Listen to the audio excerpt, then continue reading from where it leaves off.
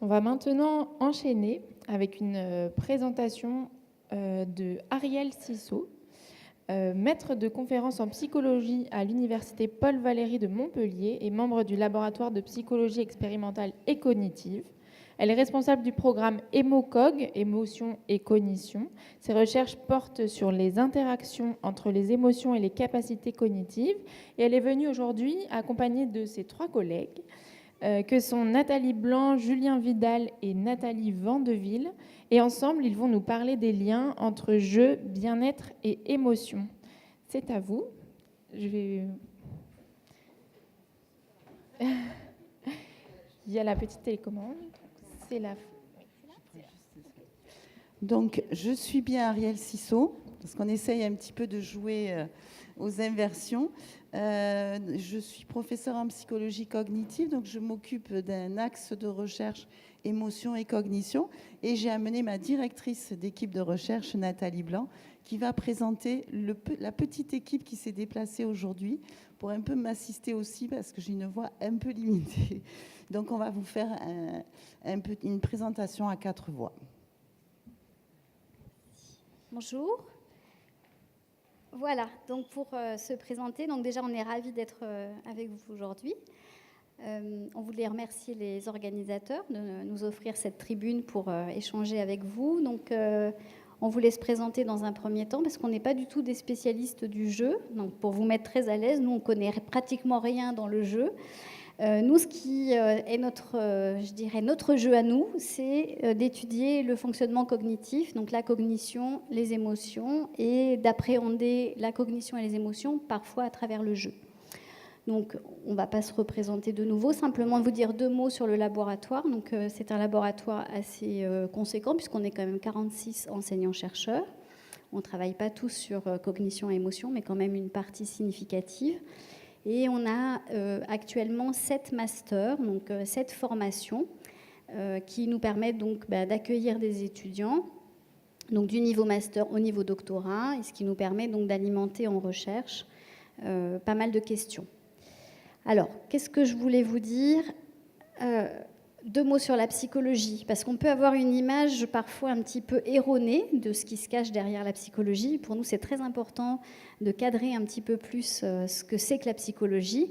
La psychologie, c'est une discipline scientifique. C'est-à-dire que si vous avez l'opportunité de venir nous voir à Montpellier, vous êtes les bienvenus, eh bien vous vous rendrez compte en venant visiter le laboratoire que nous avons donc des salles d'expérimentation dans lesquelles on accueille du public, donc des cobayes entre guillemets, et on va donc mener des expérimentations avec des mesures qui sont tout à fait rigoureuses et qui nous permettent d'inférer qu'est-ce qui se passe dans la tête de l'individu. Donc on a des mesures de l'activité cognitive, des mesures de l'activité ou du ressenti émotionnel des participants, et on a toutes sortes de possibilités puisqu'on est équipé au niveau du laboratoire de box expérimentaux. Donc pour nous, c'est très important de rappeler que la psychologie, c'est une discipline scientifique.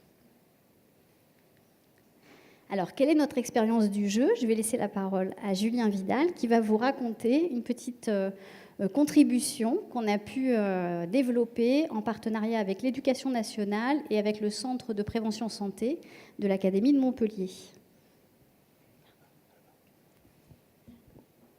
Merci.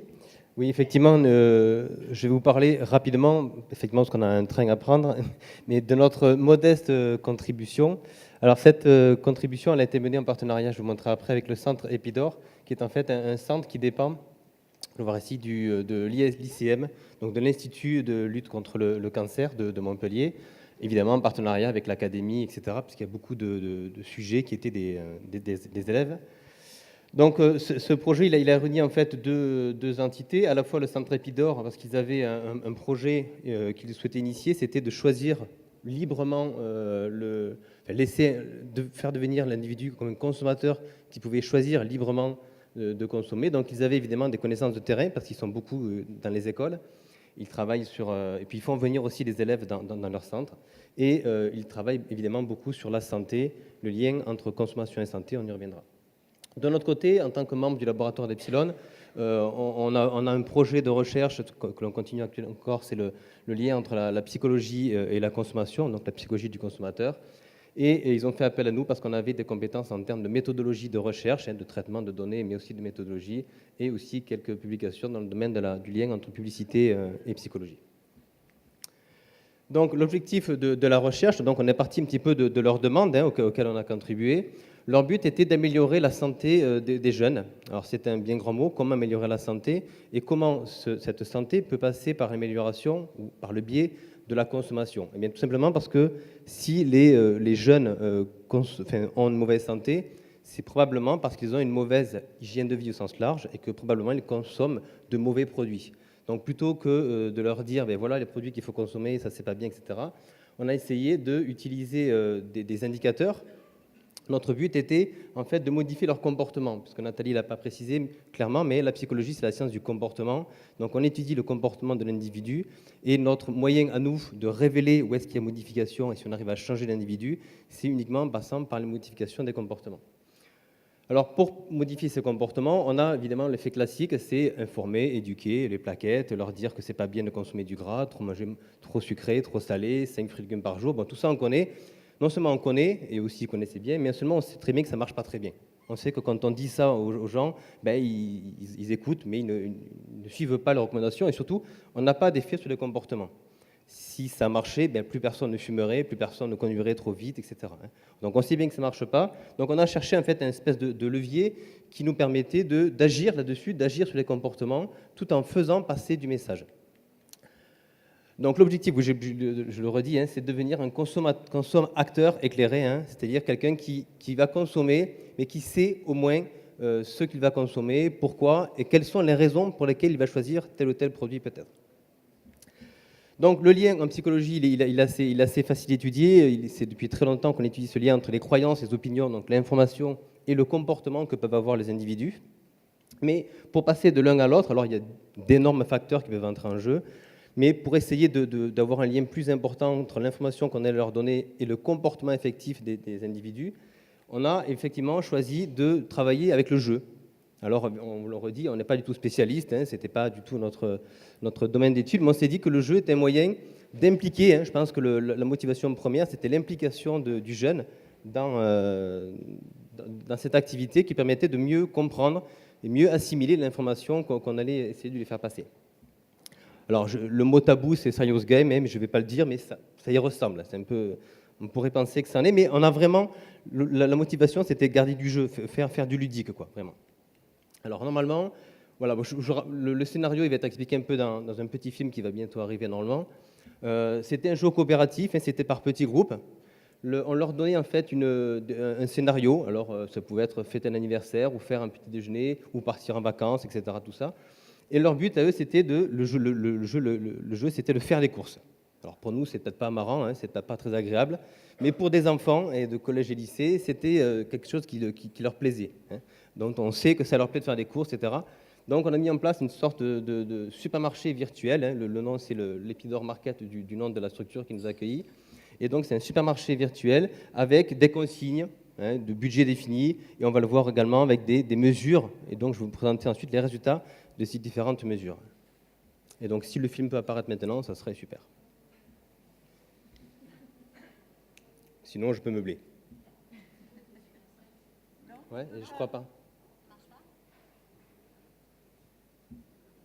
Non, pas de film? Alors, je peux meubler, mais... Est-ce que je meuble en attendant ou est-ce que je passe vraiment à la suite? Donc, c'est... Voilà.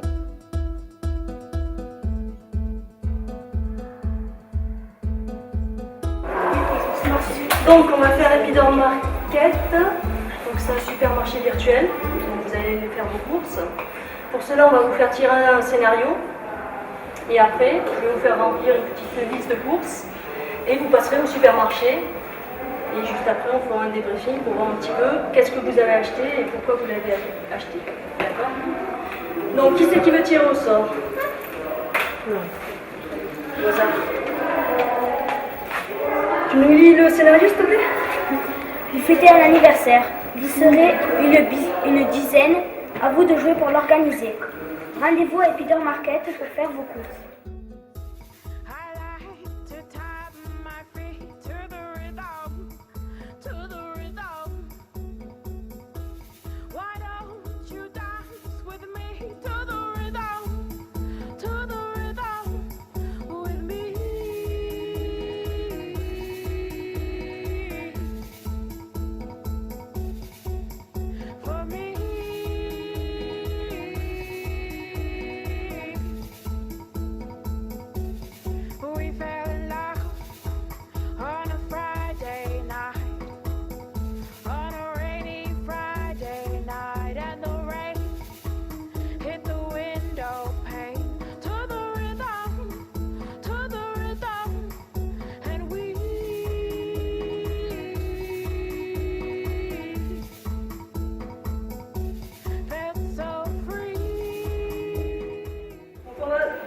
au débriefing. Donc, il y a 3 parties. Je décide, les coulisses d'Epidor Market et la santé dans tout ça.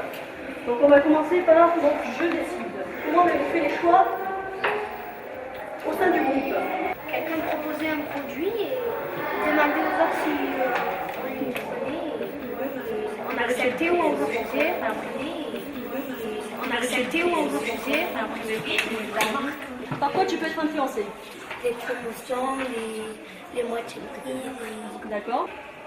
Allégation santé, qu'est-ce que c'est pour vous? Ça dit si c'est bien pour la santé ou si c'est pas bien, il faut que ça soit bien. C'est bien ou pas bien pour la santé?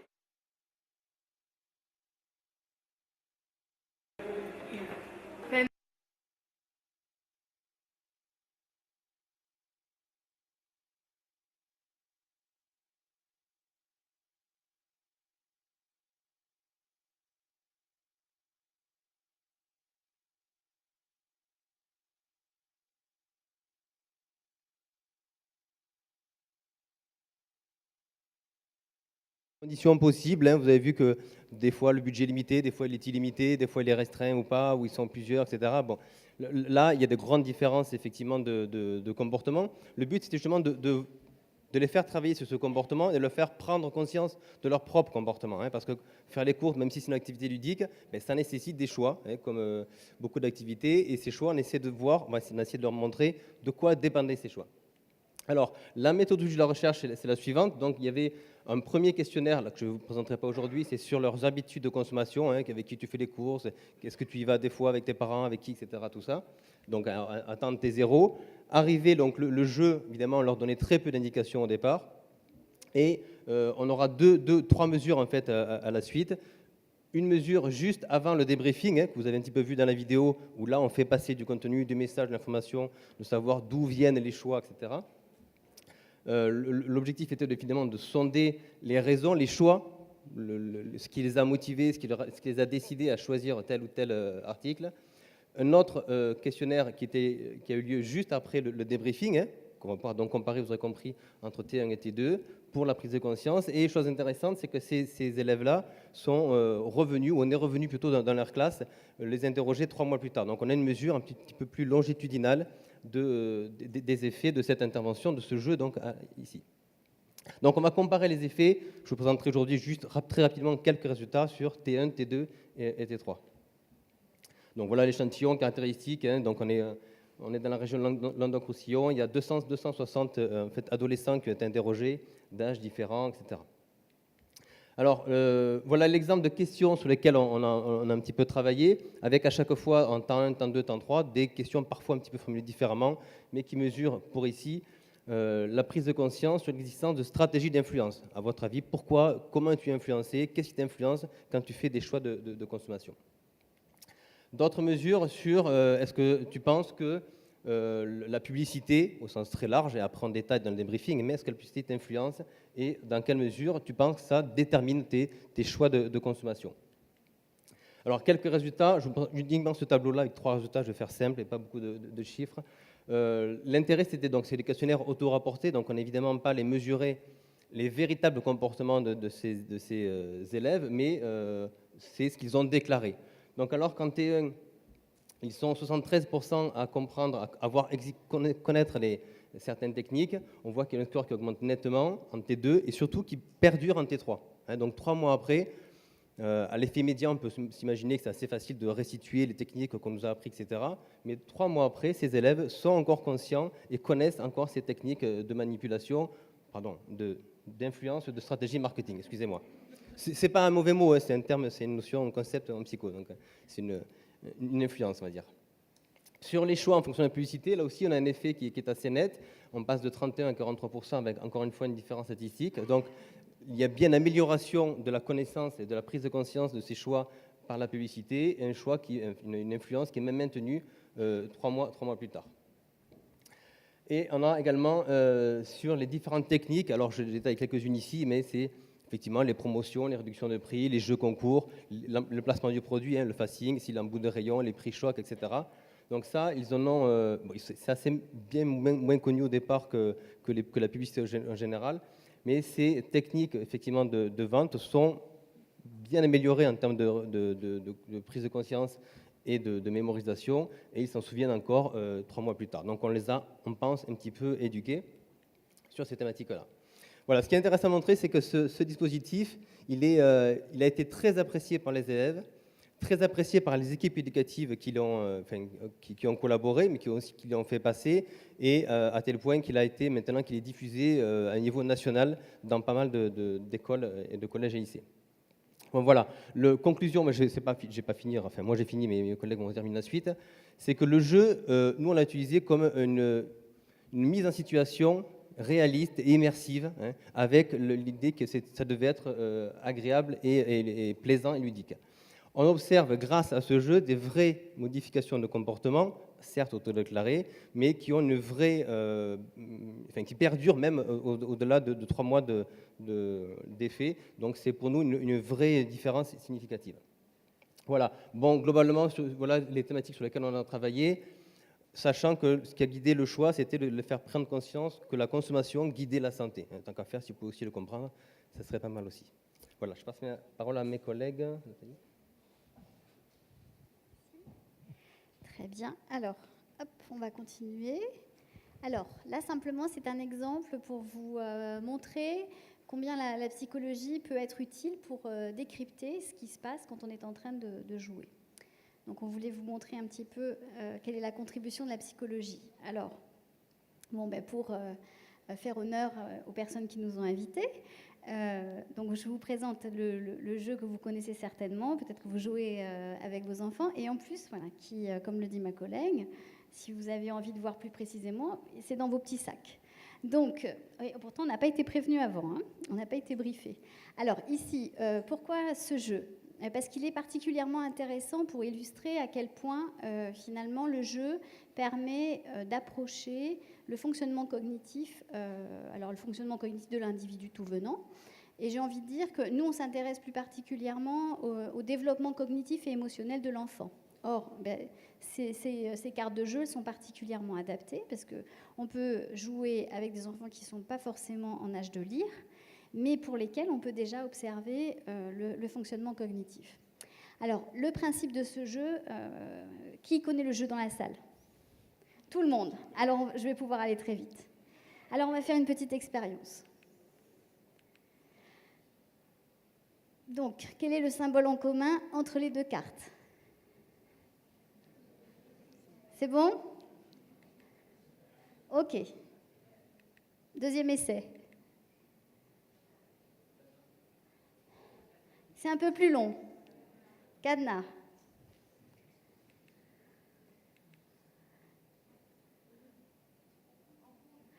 Ouais.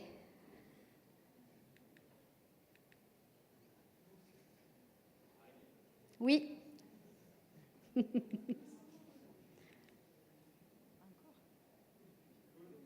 Oui. Alors, à travers ces situations très simples, qu'est-ce qu'on peut faire en laboratoire ? Simplement mesurer le temps d'identification du symbole qui est en commun. Ce temps d'identification, il nous révèle votre fonctionnement cognitif. Le temps d'identification, il n'est pas le même dans tous les items que vous venez de faire, tous les essais que vous venez de faire. Je pense que vous avez dû vous en rendre compte, mais si typiquement vous étiez dans un laboratoire, on aurait pu mesurer votre temps de réponse, et ce temps de réponse nous est utile pour interpréter ce qui se passe dans votre tête. Très typiquement, et pour vous en dire 2 mots, l'exécution de la tâche. En fait, ici, vous êtes dans une tâche cognitive qui mobilise vos ressources attentionnelles. Donc, comment est-ce que vous allez allouer votre attention pour identifier le plus rapidement possible quel est le stimulus qui est en commun sur les deux cartes. Donc, cette capacité d'identification, cette tâche cognitive, eh bien, elle dépend de la couleur des stimuli, elle dépend de leur taille, elle dépend de l'orientation des stimuli, parce qu'on a aussi la façon de percevoir un stimuli est aussi sensible à son orientation, et elle dépend aussi de la valence émotionnelle.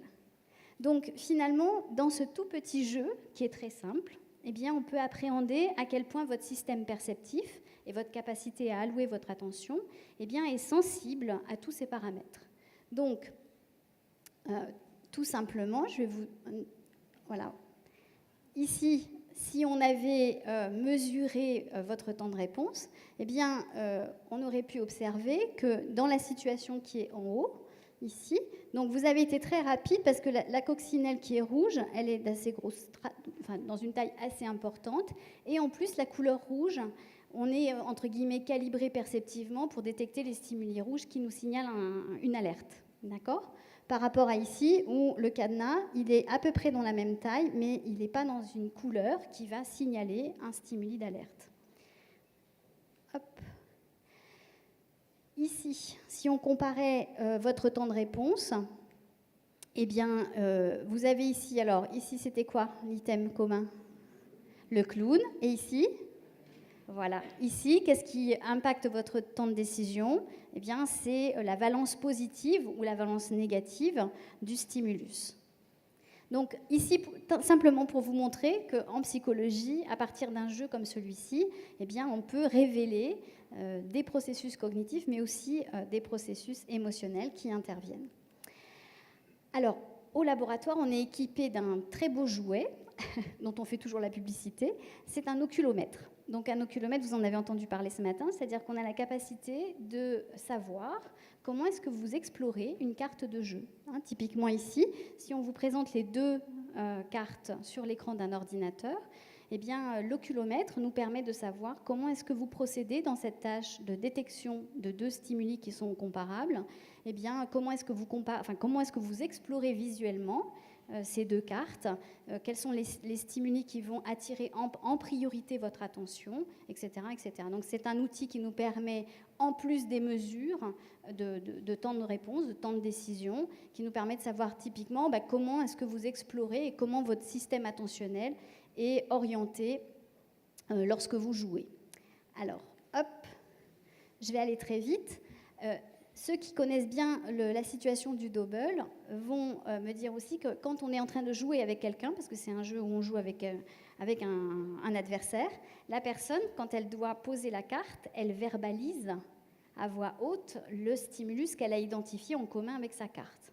Or, typiquement, là aussi, c'est un jeu qui est particulièrement intéressant parce que les situations où on a un adversaire qui verbalise sa trouvaille ou sa réponse à voix haute, eh bien, on est en situation de double tâche. C'est-à-dire que non seulement on doit focaliser son attention pour chercher le stimulus qu'on a en commun avec la carte de jeu, mais en même temps, on ne peut pas, ignorer que l'adversaire est en train, lui, de dénommer des stimuli qui sont sur la carte. Donc, on est en situation de double tâche, c'est-à-dire que notre mémoire et nos ressources attentionnelles, non seulement on doit les partager entre je cherche sur la carte qu'on a en commun le stimulus qui est sur ma carte, et en plus, je dois interférer, je dois inhiber l'interférence de mon adversaire qui va énumérer les stimuli que lui, il a sur sa propre carte. Donc, tout ça pour vous dire que cette situation où effectivement on est en train de jouer nous permet d'approcher à la fois le fonctionnement cognitif de l'individu, mais nous permet également d'évaluer son ressenti émotionnel. Et là, c'est ma collègue qui va vous expliquer un peu plus la partie émotion.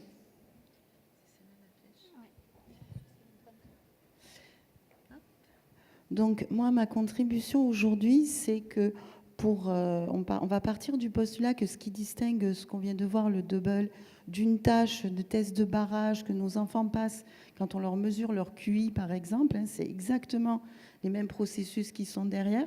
Mais ce qui distingue le jeu, pour nous, de toutes les situations de tests psychométriques, c'est justement les émotions, et notamment les émotions positives. Donc notre contribution aujourd'hui, c'était de nous dire, mais quel est le meilleur modèle pour étudier les émotions dans le domaine du jeu, et vous avez compris plus particulièrement pour nous dans le domaine un petit peu de l'éducation, en tout cas des enfants. Alors, dans notre titre, il y avait émotion et bien-être, donc en bon élève, je vais vous définir ce que c'est que ce qu'on appelle les émotions. Donc ce sont des états affectifs, mais la particularité d'une émotion par rapport à l'humeur, par rapport aux dispositions émotionnelles, aux caractéristiques de personnalité, l'émotion c'est un épisode, c'est-à-dire que c'est une réaction face à un objet précis, réaction de courte durée, et on sait d'où vient notre état émotionnel. Donc c'est déclenché par le jeu, en l'occurrence ici. La deuxième notion que je vais définir se combine très bien avec celle des émotions, puisque c'est le bien-être qui est un composé on va dire, de deux éléments que j'ai choisi de nommer le bonheur et le plaisir. C'est-à-dire que c'est bien distinct dans la définition du bien-être, qui peuvent produire un état dont beaucoup de gens ont déjà un petit peu, qui a été évoqué. Alors le bonheur, ça correspond aux émotions positives. Ce qui fait qu'on va dire qu'on a un sentiment de bien-être, c'est parce qu'on ressent plus d'émotions positives que d'émotions négatives. C'est ce que l'on vit dans l'ici et maintenant. C'est le court terme du bien-être. La satisfaction, ça peut être plus à long terme. C'est le plaisir lié au fait d'avoir accompli un but. Et si tout va bien, émotion positive et satisfaction, donc là on peut être plus sur le long terme, ça peut, dans certains cas, nous permettre d'atteindre un état de flow, puisqu'on est en émotion positive, en train d'atteindre les buts qu'on poursuit, donc on ressent ce fameux flow. Alors, ce n'est pas une notion anodine dans le domaine du jeu, puisque c'est un moment où on est très motivé, très concentré, très absorbé par l'activité dans laquelle on est, et c'est ce qu'on observe en général quand on joue, on est absorbé dans l'activité. Alors, je me suis risquée à j'ai pris un autre risque aujourd'hui, c'est de choisir une définition du jeu. Donc, on ne reviendra pas sur tout ce qui a été discuté ce matin, mais il y avait tous les mots-clés qui étaient importants pour moi pour comprendre les émotions. C'est une activité volontaire, le jeu. Donc, il va falloir que l'enfant ou l'adulte qui joue s'y engage de manière volontaire. C'est aussi, ça nécessite une fin en soi. Alors c'est un petit peu, vous verrez, je vais le raccrocher à l'accomplissement. Ça nécessite aussi un sentiment de tension et bien sûr de joie. La joie, c'est l'émotion la plus souvent évoquée dans toutes les revues qui étudient les interactions entre jeu et émotion. Oh mince. Alors, en général, quand on joue, presque, on va dire 100% des joueurs disent qu'ils ont envie de jouer pour ressentir de la joie, de l'amusement. Cette joie, pourquoi elle est très bénéfique? Pourquoi le jeu est l'activité ludique est propice aux apprentissages ou à l'exercice de nos capacités intellectuelles? Parce que la joie a un effet très connu sur l'attention. Ça capte l'attention, sur l'apprentissage et sur la mémoire. Et quand on a une bonne attention, un bon apprentissage, une bonne mémoire, on réussit la tâche et donc on éprouve le deuxième composant du bien-être, de la satisfaction. Ce modèle, cet effet de l'émotion sur le jeu et cet effet du jeu sur la satisfaction, on peut tout à fait l'expliquer, faire des prédictions théoriques dans le cadre d'un modèle qui porte uniquement sur les émotions positives, le Broaden and Build modèle de Barbara Fredrickson. Donc on pourrait se dire, c'est bon, on a trouvé le modèle avec lequel on peut travailler sur les émotions positives. Alors ce modèle, très rapidement, qu'est-ce que c'est que le Broaden? Ce modèle, il explique, donc Barbara Fredrickson, c'est une femme très très connue dans le domaine des émotions positives. C'est la première à avoir encouragé à travailler sur les émotions positives et à proposer un modèle uniquement consacré aux émotions positives. Donc le Broaden, ça veut dire que ça élargit l'esprit. Donc ça permet d'apprendre. Et le build, ça veut dire que ça ne correspond pas à la satisfaction, ça veut dire que ça construit l'individu. À chaque fois qu'on ressent des émotions positives, qu'on fait des expériences positives, où on est satisfait, ça nous permet de construire notre estime de soi, notre identité, etc. Mais ce modèle, je ne l'ai pas considéré comme suffisant, parce que le jeu, c'est une activité volontaire, et s'il n'y a pas d'engagement, vous pouvez éprouver de la joie, vous n'aurez pas tous les effets escomptés sur... Enfin, vous ne serez pas performant, tout simplement. Alors, l'engagement, quand on est dans les modèles de Barbara Fredrickson, on pense qu'il vient de la joie et que plus on est engagé dans le jeu, plus on ressent de la joie, et même chose pour la satisfaction. La joie, si on a une perspective évolutionniste, c'est ce qui nous a permis d'aller explorer au-delà des grottes. Hein, quand on voit les petits animaux, les petits lionceaux qui sont tout contents et qui jouent, et qui du coup s'aventurent plus loin, hein, c'est vraiment cet effet élargissant de la joie. Et la joie, c'est toujours associé au jeu. Mais pour s'engager dans le jeu, il faut qu'il y ait un sentiment de contrôle, une certaine forme de tension. Ce sentiment de contrôle, il peut venir il peut être plus ou moins fort en fonction de la complexité du jeu. Si le jeu paraît trop difficile, on ne s'y engagera même pas et on ne ressentira jamais de la joie. Il peut aussi dépendre de la valeur de l'activité, des croyances que l'on a sur l'activité. Donc je vous ai mis le double chiffre. Pour un enfant qui se trouve très mauvais en maths, en général ce sont les filles, il vaut mieux lui donner le double qu'a présenté Nathalie juste avant. Donc ce sentiment de contrôle, c'est est-ce que ça vaut le coup que je joue? Est-ce que j'ai des chances de satisfaire mon but qui est quand même un petit peu de gagner ou pas? Mais attention, ce sentiment de contrôle donc, qui permet l'engagement dans le jeu, il faut qu'il soit aussi maîtrisé. Et c'est le jeu qui va, c'est pas que l'individu là qui va agir, c'est le déroulement du jeu ou la nature du jeu qui va faire que si on a un trop fort sentiment de contrôle, c'est bon, je gère, je maîtrise, on n'a plus du tout envie de jouer puisqu'on sait qu'on va gagner. Donc on arrive à une émotion qui n'est plus positive. Si jusqu'à maintenant je vous ai parlé que des émotions positives, on arrive à ce fameux ennui. De la même manière, si le sentiment de contrôle est un peu trop faible, c'est-à-dire qu'on ne fait que perdre au double contre nos enfants parce qu'on est fatigué, on a un sentiment de frustration.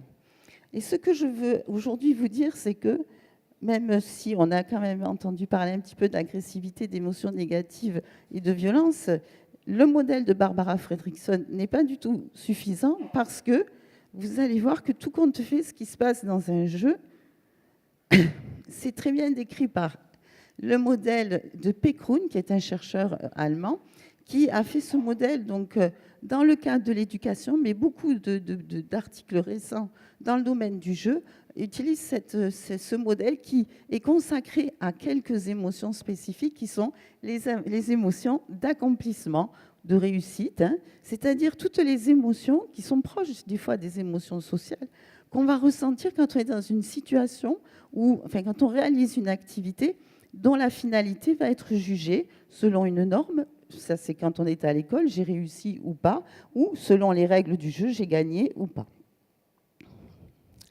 Donc, son modèle, ce qu'il a d'intéressant, c'est qu'il utilise deux dimensions de l'émotion, le caractère positif ou négatif, c'est la première échelle, ce qu'on appelle la valence, Nathalie l'a dit 2 ou 3 fois, sans trop le définir, et l'activation, ce qui va nous donner l'énergie de nous engager dans le jeu en fonction du sentiment de contrôle que l'on a vis-à-vis de la tâche. Et du coup, il va arriver à distinguer, en fonction du contrôle perçu et de ces deux dimensions, au moins 4 types d'émotions qui peuvent avoir un effet dans le jeu. Les émotions positives activantes qui vont permettre aux joueurs de s'engager dans le jeu ou dans l'activité. Les émotions négatives activantes aussi, c'est là que la frustration, tout compte fait, c'est ce qui va, on va le voir après, c'est ce qui va permettre des fois de se réengager dans le jeu. Et ensuite, par contre, il y a 2 émotions qui sont dites désactivantes, qui ne nous donnent pas envie de nous mettre à l'action, de nous engager. Ce sont les émotions donc, de relaxation et de satisfaction, qui pourtant participent au bien-être, et d'ennui. Alors, qu'est-ce qui peut se passer dans une dynamique de jeu ? Le jeu, ça entraîne de la joie. On joue, parce que des fois on est joyeux, mais en tout cas on joue pour éprouver un petit peu de joie. Ça fonctionne, on est joyeux, on est performant, parce que plus on est positif, plus on a une cognition qui est boostée. On arrive à un sentiment de satisfaction, mais trop de satisfaction, je suis trop fort, je suis trop fort, je suis trop fort, je suis trop fort, on s'ennuie. Donc, s'il n'arrive pas un moment où le jeu vous met dans une situation où vous allez ressentir de la colère ou de la frustration, vous avez fini d'être engagé dans le jeu quand vous êtes satisfait. Donc, et cette colère ou cette frustration, je dis bien, c'est tout ce qui s'est passé avant. Joie, satisfaction, c'était de la motivation intrinsèque, tandis que la colère va déclencher une motivation extrinsèque qui va faire que l'enfant, par exemple, peut se réengager dans le jeu. Donc, ce qu'il faut retenir de ma lecture, hein, je dis bien ma lecture, de ce modèle de Pécroun, c'est qu'il faut à tout prix s'intéresser aux émotions, mais de manière complètement dynamique, tout en considérant aussi la participation des émotions négatives aux émotions positives et au bien-être. En conclusion, donc, le modèle théorique avec lequel je vous propose de travailler, c'est ce modèle de Pécroun. Les émotions, n'oublions surtout pas l'ennui et la colère ou la frustration. Et ce qui n'existe pas encore assez dans les études que j'ai lues, et que d'ailleurs les auteurs regrettent de manière totalement explicite, c'est qu'on ne fait que des évaluations rétrospectives. À la fin du jeu ou à certaines périodes du jeu, comment tu te sens? Et c'est très simple, hein, positif, négatif, joyeux, etc. Donc ce sont des auto-évaluations, mais ça c'est Nathalie qui va l'expliquer, mais qu'on appelle rétrospectives. Et il peut y avoir un phénomène d'attribution. C'est-à-dire que vous jouez, puis après on vous dit « Comment tu t'es senti ?» Positif, ouais. Il n'y a aucun moyen de savoir quelle est l'émotion ressentie dans toute cette dynamique que je viens de vous présenter. Donc le défi des chercheurs à l'heure actuelle, c'est de trouver un moyen vraiment de mesurer ces émotions de manière dynamique et aussi de s'éloigner de ce qu'on appelle les self-reports, ce que l'on dit sur nos émotions. Et c'est Nathalie qui va vous présenter comment on pourrait arriver à des mesures dynamiques des émotions. Bonjour à tous. Alors, moi, je vais m'intéresser essentiellement à comment mesurer les émotions durant, par exemple, une activité de jeu. Donc, je vais vous présenter un petit peu tout ce qui a été fait dans la littérature en termes de mesures émotionnelles pour faire le tour et voir la mesure qui serait la plus pertinente dans un contexte de jeu. Alors, je vais revenir un petit peu sur ce qu'Ariel a dit précédemment. Quand on s'intéresse aux émotions dans la littérature, on va pouvoir avoir affaire à deux types d'approches. Une approche plutôt dimensionnelle, où on va classer les émotions en termes de valence, positive ou négative, et en termes d'arousal, donc d'intensité, forte ou faible. Donc ça, c'est la première approche ici. Et puis la deuxième approche, quand on s'intéresse aux émotions, c'est l'approche plutôt discrète, plutôt catégorique, où on va finalement faire des catégories d'émotions. Et on va se baser en fait sur 6 émotions de base définies par Ekman, qui sont la joie, la tristesse, la colère, la peur, la surprise et le dégoût. Et à partir de ces émotions, finalement, on va pouvoir mettre dedans d'autres types d'émotions, comme la satisfaction, l'ennui, etc. Donc ça, c'est la deuxième approche. Donc on va regarder au niveau des études sur les mesures des émotions ce qui a été fait. Certaines vont davantage mesurer la valence ou l'arousal et d'autres plutôt les émotions discrètes.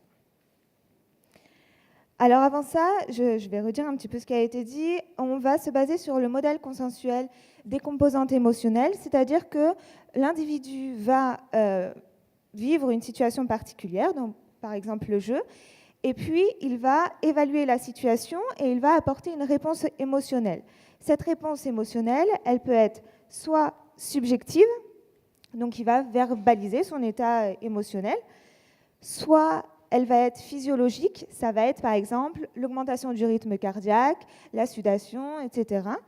Soit elle va être expressive avec les expressions faciales, mais aussi la posture ou la prosodie, donc l'intonation de la voix.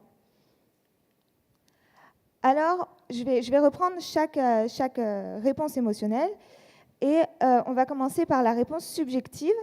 Donc là, il s'agit des questionnaires. Ces questionnaires, soit ils peuvent être administrés par l'expérimentateur, donc en entretien par exemple, soit remplis directement par le participant. Donc à ce moment-là, c'est une auto-évaluation. Et là, on va pouvoir mesurer les émotions en termes de valence et d'arousal, mais aussi les émotions discrètes. Alors là, se posent plusieurs questions. Quand est-ce qu'on va remplir le questionnaire? Est-ce qu'on le remplit à la fin de la tâche, à la fin du jeu?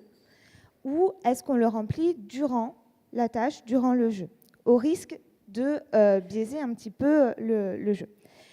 Et l'autre question, c'est quelle est la fiabilité de cette auto-évaluation finalement?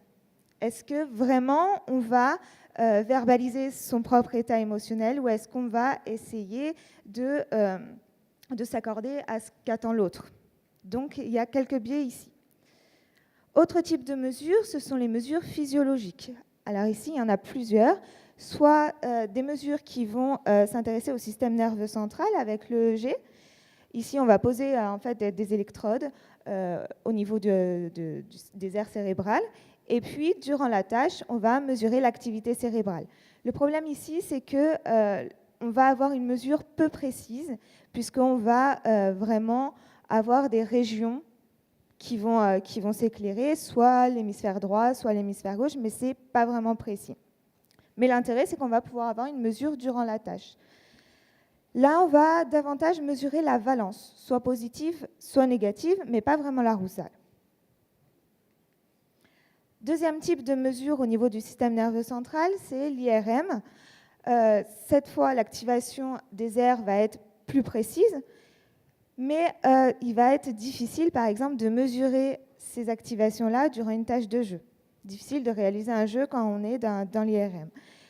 Par contre, ici, on va vraiment pouvoir observer des régions qui sont spécifiques à certaines émotions, comme le dégoût ou comme la tristesse. Donc là, on va mesurer davantage des émotions discrètes. Ensuite, au niveau du système nerveux périphérique, on va observer différents types de mesures, que ce soit des mesures électrodermales. Donc là, on va mesurer la température, la sudation. Des mesures cardiovasculaires avec la tension artérielle, le rythme cardiaque, et des mesures oculométriques, par exemple, le fait d'avoir la paupière qui saute ou les saccades visuelles. Ici, on va davantage mesurer l'arousal, mais on ne va pas mesurer la valence. Et autre problème, on ne va pas mesurer uniquement l'état émotionnel. Ça prend également en compte l'état digestif, la fatigue, etc. Donc on ne peut pas vraiment distinguer l'émotion là-dedans. Dernier type de mesure, ce sont les mesures comportementales. Donc là, on va pouvoir observer la posture du joueur. Ici, il y a peu d'études qui ont traité de la posture émotionnelle, donc c'est un champ qui est à découvrir. Mais on sait qu'il existe des postures différentes suivant l'état émotionnel. Par exemple, quelqu'un qui est triste va avoir plutôt l'air avachi, quelqu'un qui est en colère va serrer les poings, ou quelqu'un qui est joyeux va lever les bras. Donc là, on va davantage pouvoir mesurer des émotions discrètes. Autre type de mesure comportementale, c'est la prosodie. Donc là, on va mesurer soit l'amplitude vocale, soit le pitch. Donc c'est la fréquence fondamentale. C'est quelque chose qui intéresse les chercheurs depuis peu, on va dire, depuis 2005, et qui va surtout mesurer l'intensité en fait de l'émotion avec le pitch. Parce que la valence, finalement, va être difficile à mesurer. Par exemple, si on prend la joie et la colère, on va avoir la même intensité, une forte intensité, mais par contre, la prosodie ne va pas permettre de dissocier les deux émotions, alors que la valence est contraire. Dernier type de mesure, c'est la mesure des expressions faciales. Donc là, on va pouvoir mesurer les expressions faciales soit par électromyographie, donc on va poser des capteurs au niveau des muscles du visage et on va mesurer finalement l'émotion lorsque le participant est en train de jouer. Là, on va pouvoir mettre en évidence la valence émotionnelle, mais ça va être difficile de dissocier les émotions discrètes. On va vraiment être sur une approche dimensionnelle. Dernier type de mesure, ça va être le codage. Donc là, on va faire appel à un observateur qui va coder directement les mouvements faciaux des joueurs, des participants. C'est ce que Ekman et Friesen ont développé en 1978, le Facial Action Coding System, qui va mesurer aussi bien la valence négative et positive que les émotions discrètes. Mais là, il y a Un paramètre qu'il faudra prendre en considération, c'est l'audience, puisque les joueurs ou les participants qui vont être face à d'autres joueurs, d'autres participants, vont pouvoir, par exemple, cacher des émotions pour être plus adaptés en société. Donc ça, c'est le biais qu'on peut retrouver. Mais ce type de mesure-là est intéressant, puisqu'on va pouvoir non seulement mesurer des émotions avec l'approche dimensionnelle, mais aussi avec l'approche discrète.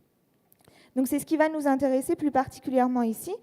Donc les origines, elles nous viennent d'Ekman en 1971, qui a mené des études un petit peu partout dans le monde et qui dit que finalement certaines expressions faciales émotionnelles seraient universelles. À partir de là, Ekman et Friesen ont développé donc ce système FACS qui recense en fait tous les mouvements du visage en termes d'unité d'action. Une unité d'action correspond à un mouvement du visage, un mouvement bien précis. L'avantage ici, c'est que ça va nous permettre de mesurer les émotions en continu durant une tâche de jeu, par exemple. Contrairement, oui, au questionnaire où on va mesurer les émotions à un instant T. Donc, par exemple, si je vous demande de sourire, vous allez utiliser les muscles des zygomatiques ici. Et par exemple, si je vous demande d'imiter la colère, en général, vous allez utiliser les muscles au niveau des sourcils et puis la bouche qui va se baisser, se tirer vers le bas. Alors depuis 1978, avec l'émergence des nouvelles technologies, les chercheurs ont essayé de constituer des systèmes de codage informatisés. Donc ce ne sont plus les observateurs qui vont prendre les expressions faciales une à une, mais ce sont les ordinateurs qui vont, si on rentre une certaine base de données avec tant d'expressions faciales, qui vont coder automatiquement en fait les expressions faciales des participants. Donc il y a certains outils qui existent déjà, comme le FERA 2015, le CERT ou le Fast Reader 2.0.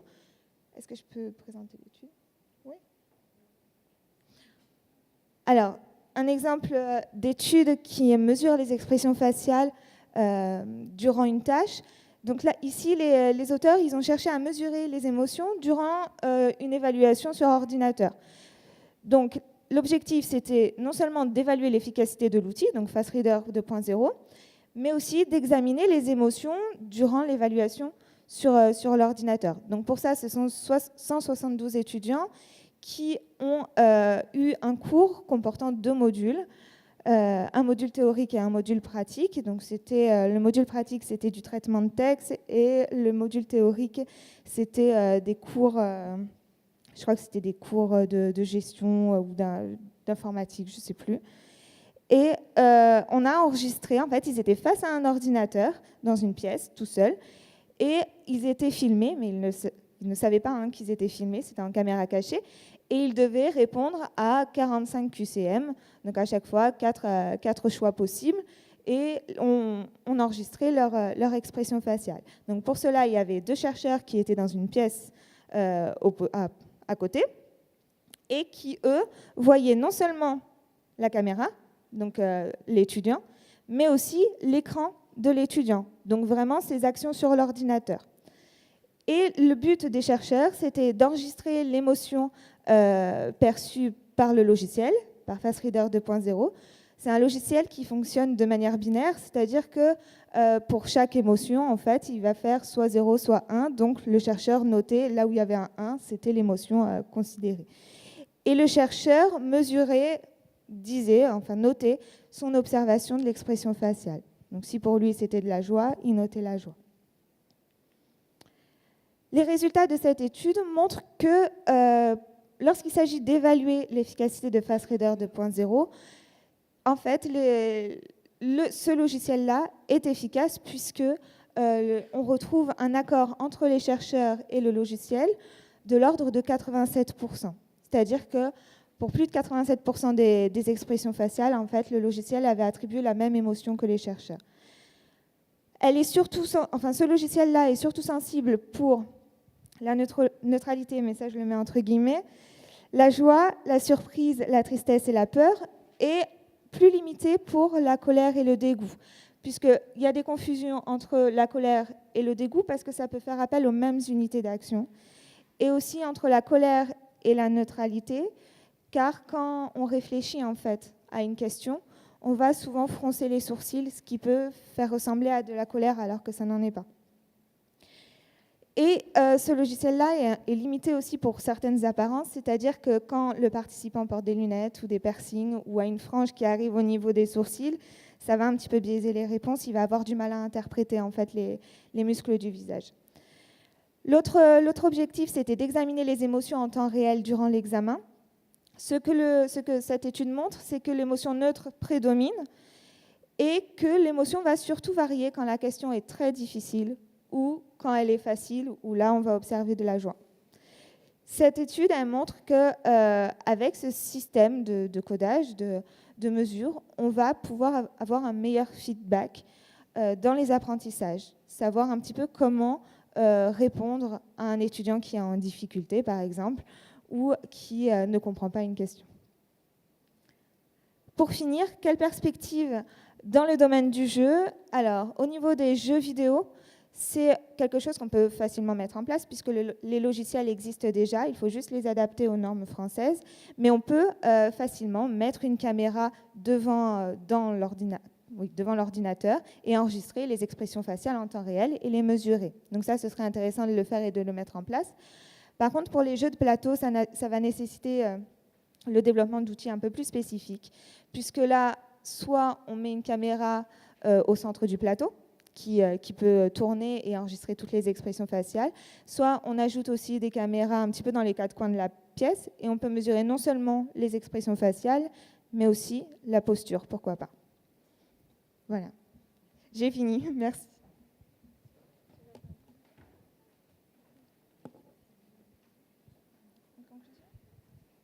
Alors, on est un tout petit peu stressé, donc On a le temps pour on zappe carrément à la conclusion. Mais la conclusion qu'on pourrait faire, c'est qu'on voulait vraiment vous présenter nos contributions possibles en psychologie cognitive, à la fois dans le domaine de la cognition, de la mesure de l'attention, etc., à la fois dans le domaine des émotions. Ça, c'est quand même récent que la psychologie cognitive s'investisse autant dans le domaine des émotions, et vraiment essayer de réfléchir à quelque chose de novateur au niveau de la preuve. Quand on veut faire la preuve que les jeux ont des effets sur les émotions, c'est déjà fait, mais via des questionnaires qu'on a souvent en fin de jeu. Donc il nous manque vraiment quelque chose qui nous permettrait d'examiner la dynamique et surtout avec des indices très objectifs et en temps réel et pas a posteriori. Voilà ce qu'on voulait un petit peu vous présenter comme potentiel et comme difficulté, comme verrou à lever, à ouvrir grâce à vos recherches. Voilà. Si vous avez une ou deux questions. Oui. Alors. Merci.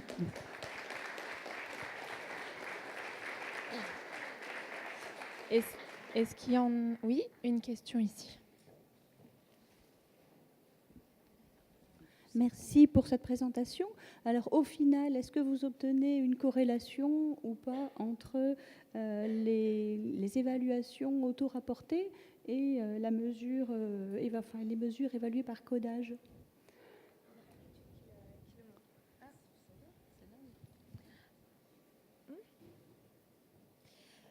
Du coup, ici, en fait, cette étude-là, donc la précédente, hop là. En fait, elle montre que quand les chercheurs évaluent eux-mêmes le codage, oui, mais du coup, c'est sur le codage. Donc, le codage par les chercheurs et le codage par outil, là, il y a 87% d'accord. Après, avec les questionnaires, à ma connaissance, il n'y a pas d'études. Enfin, je n'en connais pas d'études. Sur cette étude-là, non, c'est pas nous. C'est pas une à nous, c'est des chercheurs outre-Atlantique, mais du coup, non, j'ai pas les résultats. Et une deuxième question rapide. Merci beaucoup pour votre présentation. Je voulais savoir si... moi, j'ai vu une théorie un peu similaire, c'est celle de Ralph Koster. Et lui, au lieu de parler de joie, il parle de plaisir. Et je voulais savoir quel était le gap, parce que il me semble qu'il y a beaucoup de joueurs, quand on les photographie, ils ne sont pas forcément en joie, ils sont même crispés des fois. devant Oui, certains oui. jeux, et C'est- pour autant, ils nous disent qu'ils ont plaisir à jouer. Je pense que c'est pour ça que, vous voyez, vous avez employé joie et plaisir dans la même phrase. Et c'est pour ça que j'ai bien fait la distinction entre le bonheur qui est des sensations émotionnelles. Je suis en pleine phase de bonheur parce que je ressens des émotions. Donc, et justement, la satisfaction et le plaisir. La satisfaction et le plaisir, ça dépend un petit peu de nos attentes. Je m'engage dans un jeu avec tel but, telle fin en soi, comme il y avait dans la définition du jeu avant. Donc, ce n'est pas du tout la même chose. Là, le plaisir, c'est vraiment de l'accomplissement, alors que la joie, c'est juste de l'amusement, être de bonne humeur, dans la joie et la bonne humeur.